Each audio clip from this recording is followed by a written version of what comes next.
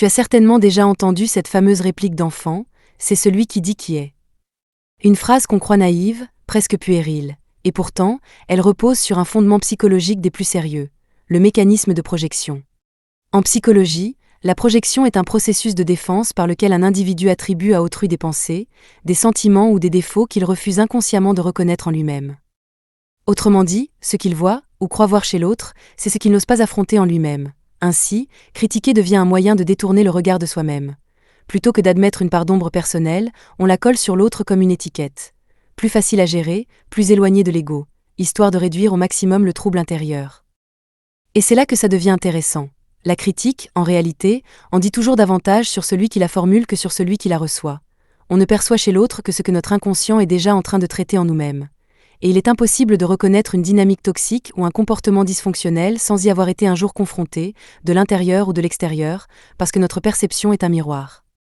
Dans ce contexte, écoute le discours masculiniste ambiant, celui qui prétend diagnostiquer ce qu'est une femme, ce qu'elle fait mal, ce qu'elle serait par nature. Non seulement les femmes sont suranalysées, surinterprétées, mais elles sont aussi systématiquement réduites à des stéréotypes dégradants, manipulatrices, intéressées, jamais satisfaites, toujours prêtes à abandonner un homme pour mieux. On ne parle plus ici d'une critique isolée, mais d'une vision généralisée, parfois même présentée comme biologique, presque inscrite dans l'ADN féminin. Or, cela n'a rien de scientifique. C'est un construit social, nourri de peurs masculines, d'insécurité et de méconnaissance émotionnelle. Dire qu'une femme voit l'homme comme une option serait presque risible, si ce n'était pas aussi cruel, car si c'était vrai, il n'y aurait pas autant de femmes qui donnent tout, leur amour, leur temps, leur énergie, leur corps, pour des relations dans lesquelles elles ne reçoivent rien en retour, ou si peu. Il n'y aurait pas autant de femmes vidées, fatiguées, effacées par des relations où elles ont tout porté, tout espéré, tout absorbé. Il n'y aurait pas autant de femmes profondément blessées par des hommes émotionnellement absents, immatures ou manipulateurs. Et surtout, il n'y aurait pas autant de femmes qui, aujourd'hui, choisissent le célibat non par désillusion, mais par dignité. Le plus ironique dans ce discours accusateur, c'est qu'il est souvent prononcé avec une assurance à peine croyable.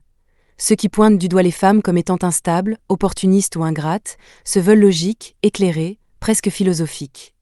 Mais ce qu'ils appellent l'homme de raison n'est bien souvent qu'un déguisement de leur peur du rejet, de leur peur de l'abandon, de leur propre sentiment d'inadéquation. Accuser l'autre d'être instable, c'est parfois le dernier refuge de celui qui a peur d'être quitté parce qu'au fond, il sait qu'il n'est pas assez bien, pas assez fort, pas assez correct pour envisager une relation sérieuse.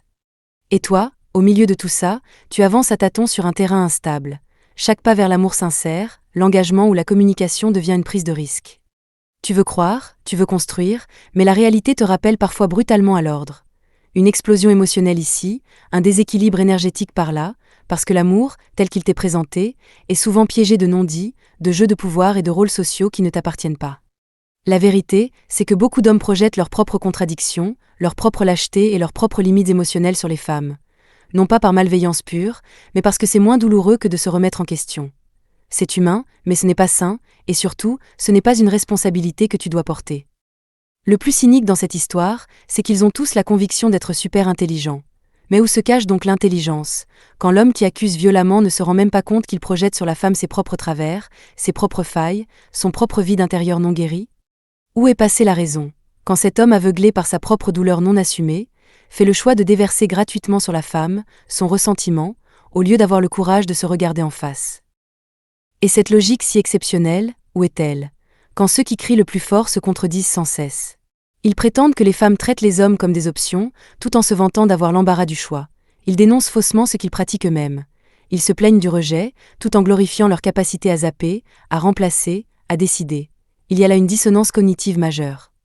Le bon sens masculin disparaît lorsqu'il attaque sans répit, convaincu d'avoir raison, alors même que le niveau de conscience s'est effondré. L'homme est incapable de voir qu'il instrumentalise la femme, qu'il la désigne comme le parfait bouc émissaire de ses propres échecs, de son incompétence affective, de son immaturité émotionnelle. Plus un homme se sent impuissant intérieurement, plus il cherche un coupable à l'extérieur, et bien trop souvent, la femme devient cette cible idéale. En vérité, l'histoire de la femme, à travers les siècles et les civilisations, est jalonnée d'instrumentalisations masculines multiples. Utilisée pour son nom, pour sa lignée, pour sa dot, puis pour son corps, sa beauté, sa capacité à enfanter, son énergie nourricière, son soutien inconditionnel. Et plus récemment, pour sa capacité à combler le vide affectif d'hommes perdus, tout en partageant la moitié de leur facture. c'est une logique d'usage et de consommation, jamais d'élévation et de réciprocité. Dans cette perspective, ce n'est pas l'amour qui est recherché, mais la commodité. Ce n'est pas la rencontre de deux âmes égales, mais l'exploitation silencieuse d'un cœur généreux. Ce n'est pas la co-création d'un projet de vie, mais la construction d'un confort personnel sur le dos de la loyauté féminine.